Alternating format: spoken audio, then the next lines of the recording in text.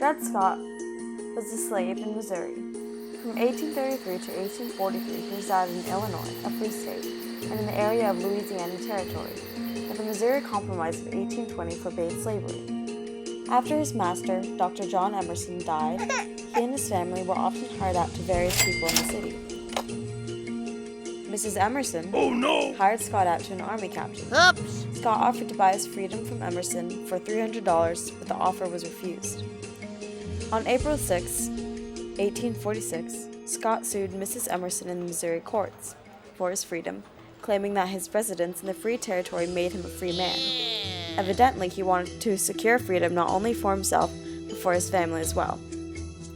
It took nearly 11 years for the case to reach a celebrated decision in the Supreme Courts in 1857. The first trial reached the decision on June 30th, 1847, denied Scott his freedom. However, it ordered a new trial.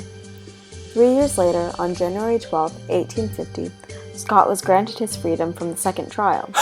However, within those 3 years before the second trial, on account of Mrs. Emerson recognizing wages in the Scott family name, appealed to the Missouri Supreme Court to reverse the freedom decision of the lower court.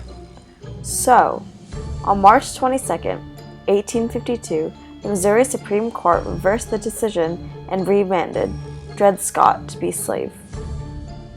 Once free, always free became maybe once free, but now back to slavery.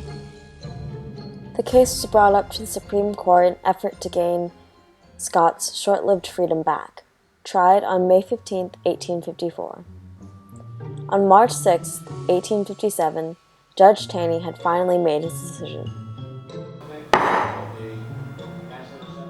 It is too clear for dispute that the enslaved African race were not intended to be included, and formed no part of the people who framed and adopted this declaration, had no rights which the white man was bound to respect, and that the Negro might justly and lawfully be reduced to slavery for his benefit.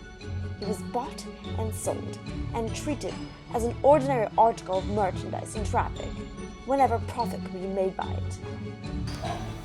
Blacks are not citizens, thus not protected by the Constitution. Slaves are slaves regardless of where in the U.S. While the decision was well received by slaveholders in the South, many Northerners were outraged. The decision greatly influenced the nomination of Abraham Lincoln to the Republican Party in a subsequent election, which in turn led to the South's secession from the Union. Meanwhile, abolitionists were incensed. Although disappointed, Frederick Douglass found a bright side to the decision and announced, "My hopes were never brighter than now." For Douglass, the decision would bring slavery to the attention of the nation and was a step towards slavery's ultimate destruction.